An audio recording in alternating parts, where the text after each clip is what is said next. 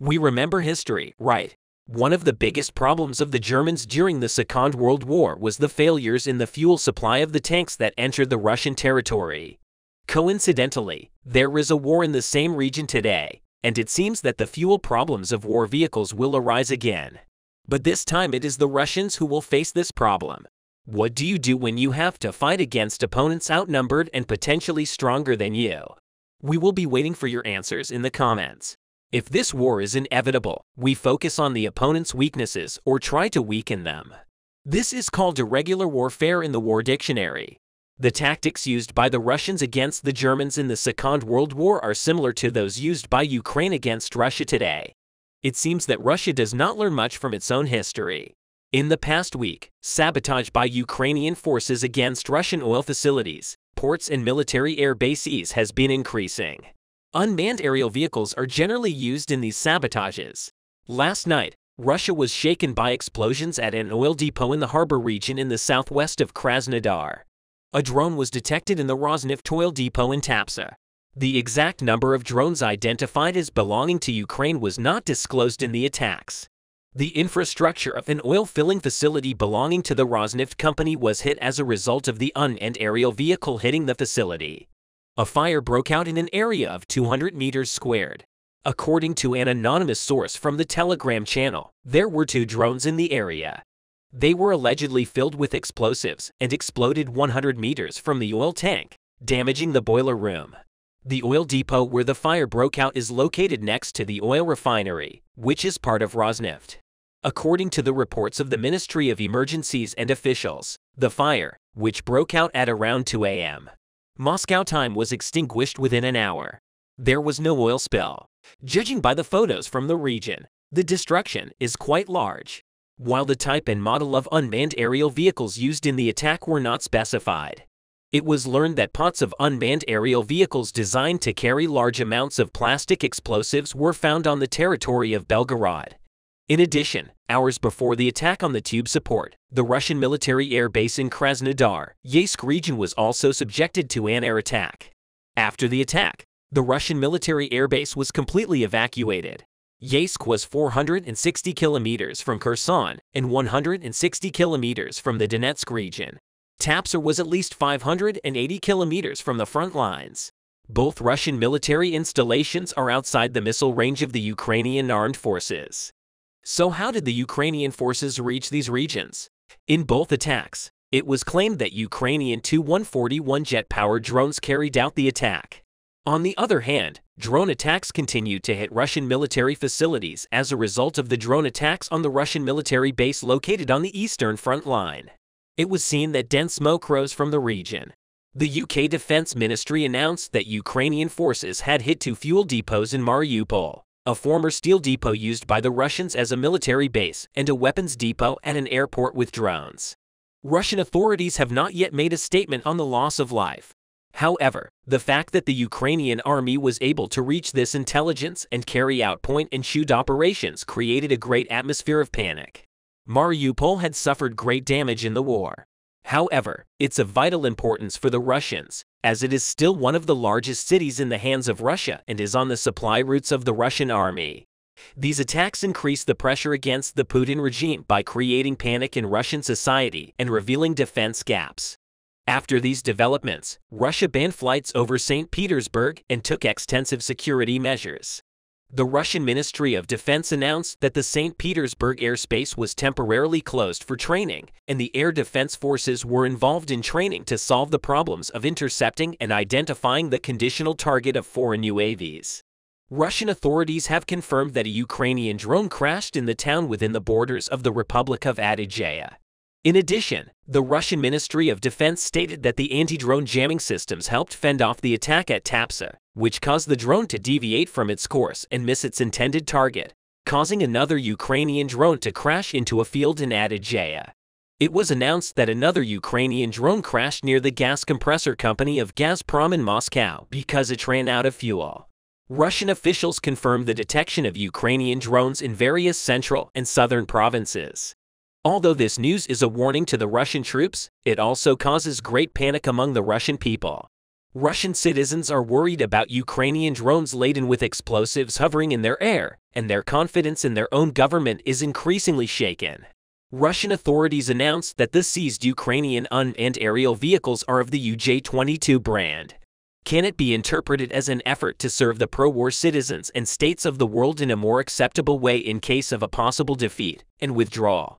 That Ukraine is a serious enemy and not easily swallowed. In addition, these drones, which can operate in bad weather conditions, have a flight range of up to 800 kilometers. This makes it difficult to detect the control centers of drones. While there was this panicked atmosphere in Russia, another news came from the Ukrainian authorities. Ukroboronprom, an R&D company affiliated with the Ukrainian state, announced that they are working on a new long-range unmanned aerial vehicle. Is this announcement of Ukraine a psychological continuation of the war, or is it a harbinger of worse days waiting for Russia, which is having really bad days? Now let's take a look at the drone attacks on Russia, their consequences and effects. Some observers said the attacks could be a rehearsal for a wider Ukraine attack on facilities deep inside Russia. Russian officials have long accused Ukraine of carrying out regular drone strikes on power plants, oil refineries, and other targets in Russia's western regions near the border. Russian officials also reported repeated drone strikes in Ukraine's Crimea, which Moscow illegally annexed in 2014. Specifically, most of them targeting the Sevastopol port, which is home to the main Russian naval base in the Black Sea. After each of these attacks, Ukrainian officials have declined to take responsibility openly, but have emphasized the country's right to strike any target in response to Russian aggression. In some cases, Ukrainian authorities claimed responsibility for attacks behind the front line.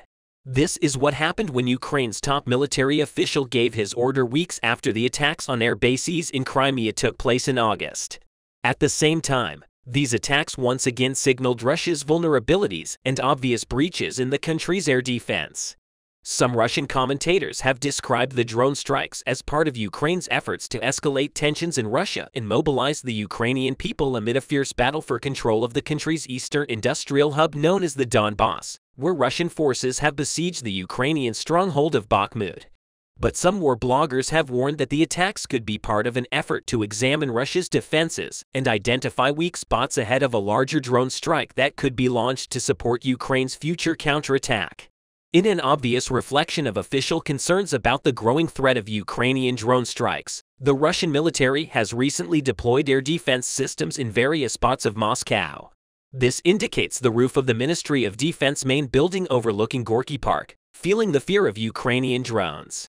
Vladimir Putin takes it upon himself to place air defense systems in important centers of Russia in this war that's been going on for more than a year. Perhaps there has never been another event that has shaken the image of Vladimir Putin so much. The terrifying winds of the war launched by the Russian leader are blowing towards Russia. If Putin had predicted that the Ukraine war would one day affect his own country, would he have started this war? Finding an answer to this question shouldn't be too difficult. Of course he wouldn't. But it's too late to think or talk about these possibilities. The Ukrainian war continues unabated with all its violence. The only thing we wonder here is to which side will this war bring victory. Remember, the size of the enemy determines the size of the victory. A lion smashing an antelope doesn't make him a hero, but an antelope defeating a lion is a real victory. We will see the sparkles of true victory together in the time ahead. There is a clear, well-documented reality about the Russian war in Ukraine. Russian tanks are getting absolutely decimated. Ukrainian anti-armored tactics, weapons and well-defined, halted, stopped, damaged or completely destroyed. Hundreds of invading tanks during the opening months of the war. All available information suggests that the destruction of Russian tanks has continued at a rapid and even alarming pace. There are many statistical assessments that, given the well-understood information warfare variables in combat, differ greatly. All of the estimates, however, tell a similar story, which is that Ukrainian anti-armor weapons, artillery, and tactics are destroying Russian T-72s, T-80s, and T-90s. The Ukrainian Ministry of Defense reports that Ukrainians have destroyed as many as 3,702 Russian tanks, though reports from multiple news organizations such as The Wall Street Journal, Telegraph Business Insider, and The Guardian vary considerably, generally ranging from in count between 1,000 and 2,000 Russian tanks having been destroyed. One report in the Guardian newspaper cites the International Institute of Strategic Studies is saying Russia's existing tank fleet in its army has reduced from 2,927 to 1,800. A massive 100-inch tank losses. This count is also aligned with the Russian tank destruction assessment from Oryx open-source intelligence cited in Sandbox News, which notes the destruction or capture of more than 1,100 tanks. Finally, the Pentagon is also quoted as suggesting this number, having estimated that as many as 1,000 Russian tanks have been destroyed. There has been no shortage of analysis, speculation, and factual reporting regarding the mixture of reasons why this appears to be the case. The exact combination of a number of variables may be impossible to assess. Yet some of the main reasons relate to the effectiveness of anti-armor weapons such as Javelin anti-tank missiles. Finally, perhaps the most impactful reason may simply be Russian raw, as many Russian soldiers may have simply not wanted to kill the Ukrainians or impair themselves in support of a questionable cause. There were numerous anecdotal reports of Russian soldiers abandoning their vehicles in an apparent effort to abandon the fight. The PC-2000 is a modern, self-propelled howitzer of German origin. The PC-2000 was developed at the request of the German military following the cancellation of the SP-70 project.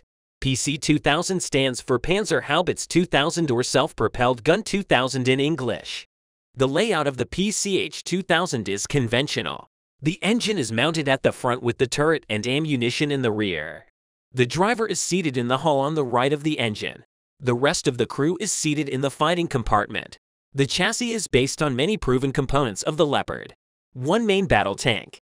The PC-2000 is fitted with the Rheinmetall 155mm L52 chromium line howitzer connected to an automatic loader and modular charge system specifically designed for the PC-2000. The PC-2000 has a fully automated fire control system and has a multiple round simultaneous impact capability. The 155mm L52 barrel allows for long-range fire. Normal and assisted ammunition may be fired up to 30 kilometers. Base bleed rounds well over 40 kilometers depending on the type. During tests, a range of 67 kilometers has been achieved with the South African rocket-assisted shells. The fully automated loading of charges and rams results in a very high burst rate of fire. With the standard 24-volt loading system, 3 rounds can be fired in 9 seconds with a sustained rate of fire being 10 rounds per minute. The optional 48-volt loader has an even better performance. The advanced fire control systems in conjunction with the muzzle radar give the PC-2000 a high level of accuracy. A 7.62mm MG3 or MG machine gun is mounted on the turret roof for self-defense. For a self-propelled howitzer, the PC-2000 has a quite significant level of armor protection. While it has an all-welded and relatively thick steel hull, add-on roof armor increases the level of protection versus stop-attack weapons. The PC-2000 is operated under armor protection, an NBC system fire suppression system, and smoke grenade dischargers are fitted as standard. Survivability is further increased with its shoot and scoot ability. The PC-2000 can start a fire mission while on the move with the first round fired only seconds after coming to a halt. The dash speed allows the PC-2000 to quickly leave after firing. The mobility of the PC-2000 is quite good for such a heavy vehicle. The track chassis provides a good cross-country performance. An M2 1000 HP diesel provides propulsion, while an APU provides power when the engine is not running. Even though the power-to-weight ratio isn't very high, especially when fully loaded and fitted with additional roof armor, the dash speed remains high. The PC-2000 is used by various European nations, with the main user being Germany. Even though the PC-2000 was introduced when the Cold War was over and demand shifted to lightweight wheeled self-propelled howitzer, it sold reasonably well. The PC-2000 remains in production today. Russian and Ukrainian forces are fighting in the streets of Bakhmut. But Russia does not control the eastern city, its deputy mayor has said. Bakhmut has seen months of fighting as Russia tries to take charge. Taking the city would be a rare battlefield success in recent months for Russia. But despite that, the city's strategic value has been questioned. Some experts say any Russian victory could be Pyrrhic. That is not worth the cost. Thousands of Russian troops have died trying to take Bakhmut, which had a pre-war population of around 75,000. Ukrainian commanders estimate that Russia has lost 7 times as many soldiers as they have. UK military intelligence said Russian advances in the northern suburbs had left the Ukraine-held sections vulnerable to Russian attacks on 3 sides. Currently there is no communication in the city, so the city is cut out, the bridges are destroyed, and the tactics the Russians are using is the tactic of parched land. The fall of Bakhmut has long been predicted. For more than 6 months it hasn't happened. So any reports of potential Ukrainian withdrawal should be treated with caution. It is hard to know what is going on without independent sources.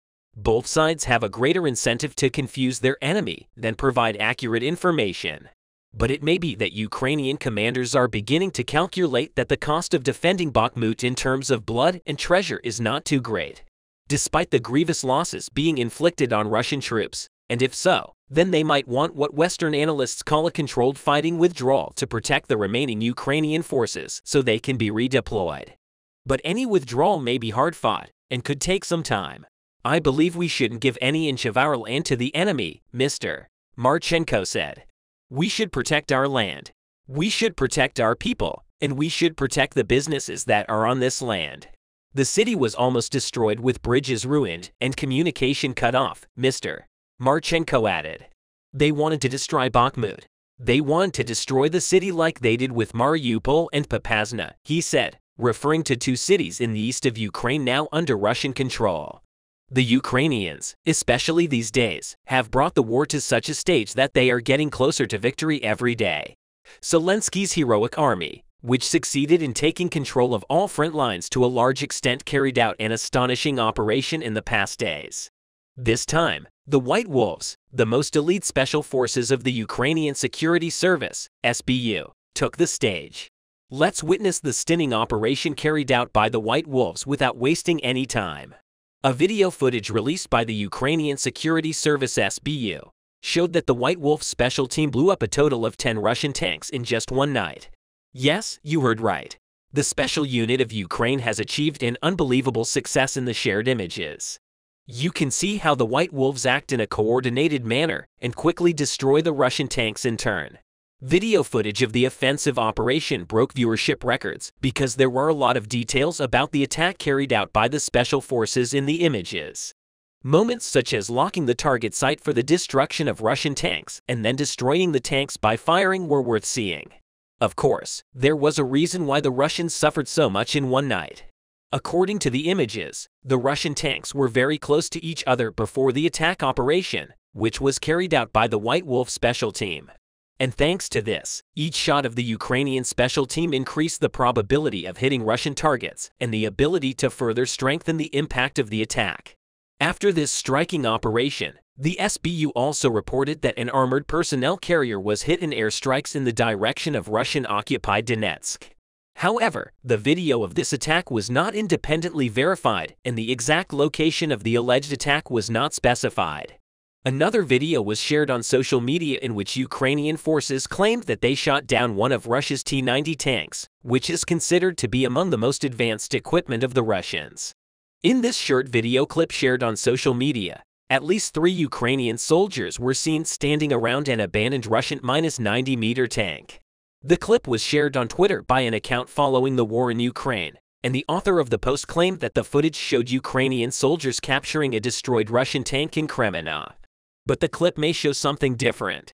Although the video is only a few seconds long, one side of the tank is visibly on fire, and the rest of the vehicle is severely damaged. Therefore, the clip may be showing Ukrainian soldiers looking at the vehicle to check if it's salvageable. On the other hand, losing even a single -90-meter tank is a huge problem for Russia.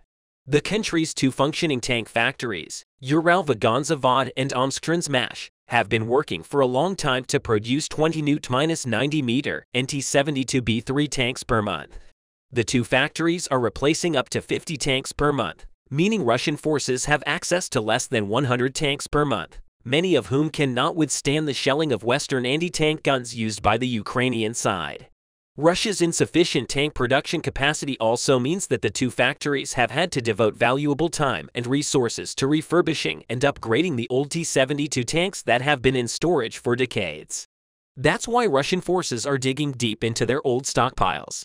They are deploying T-80 and T-62 tanks to the Ukrainian front lines. The fact is that Russia has a limited number of obsolete tanks, which means that the Kremlin's ability to equip its troops in Ukraine is weakening with each passing month. By the time the war began, Russia had around 2,500 Tesla 90, T-80 and T-72 tanks in stock in the shadow of more than a year of war in Ukraine. The Kremlin expected Ukraine to give up, but the invasion took much longer than expected. Therefore, only less than 1,000 of these tanks remain in the Russian army over time. Also, after the clashes in Ukraine, Russia will not only lose its initial tanks, but may not be able to meet the demand of domestically produced and refurbished Russian soldiers. This means that in the coming months, Russia will have to reassess the situation. It could also mean negotiations, the opening of more production facilities domestically, or even the Kremlin reaching out to its allies and demanding additional battle tanks on the brink of this crisis within the Russian military. Retired U.S. Army officer Ben Hodges, who served as a commander in the United States Army for Europe, predicted that Russian forces could collapse before the end of 2023, succumbing to a war of attrition in Ukraine. As we mentioned, Russian forces are experiencing a number of setbacks, including a shortage of fighters and equipment in Ukraine, despite some recent developments. Meanwhile, Western countries, including the United States, continue to provide military and humanitarian aid to Ukraine as Ukraine's hand gets stronger. This is reflected in the front lines. That is why recently Bakhmut in the Donetsk region of Ukraine has become the site of months of intense warfare between Russian and paramilitary forces against Ukrainian troops. Because there is literally a deadly trench war going on in the city, the current situation in Bakhmut particularly symbolizes this fact. Judging by the numbers, the Russian leadership is sending battalions to attack the city from the front. But these Russian troops are quickly hit on the front lines. If the Russian army loses a battalion, it has to send new ones to the front lines every day. This situation increases the losses of the Russians much more. On the other hand, to classify the geographical area we are talking about, the front in Bakhmut is 20 kilometers long, but the entire front from Kherson to Kharkiv is more than 1,000 kilometers long. The fact that a large number of Russian soldiers are constantly engaged in clashes in such a small area is considered a purely strategic mistake. Therefore, the stubborn offensive of the Russian troops in the city of Bakhmut is no longer valid. These attacks have nothing to do with military rationality. It's expected that the Russians, who have a heavy military force on the small front line, will suffer losses and be defeated here in time. Former Russian commander Strelkov Igor Ivanovich, also known as Igor Girkin, who made striking statements on the subject, listed 12 items that Russian forces are guaranteed to lose the war in Ukraine. In his post on his Telegram channel, Girkin stated that the discrediting of hostilities in the eyes of the broad masses of the people and the demoralization of the armed forces which fought and suffered unjustifiable losses would be ensured as soon as possible. In addition, Girkin harshly criticized Russian President Vladimir Putin's war on Ukraine and declared that he had long found the performance of Russian troops unsatisfactory. Since the invasion began in February 2022, in his latest predictions and assessments of the war, Igor Girkin outlined the failure of Russian forces to gain control of Ukrainian territory and suggested how Russian troops should act to make gains in the Eastern European country. In addition, Girkin stressed that showing Kiev's allies that Russia is ready to negotiate war would escalate the clashes by revealing the weakness and uncertainty of the elites in the Russian Federation and would provoke more intervention from the West. The former Russian commander highlighted possible support from China, referring to Russia's domestic and foreign policy, among other points he listed to show how Russia could lose. He also referred to conflicts between Russian military leaders.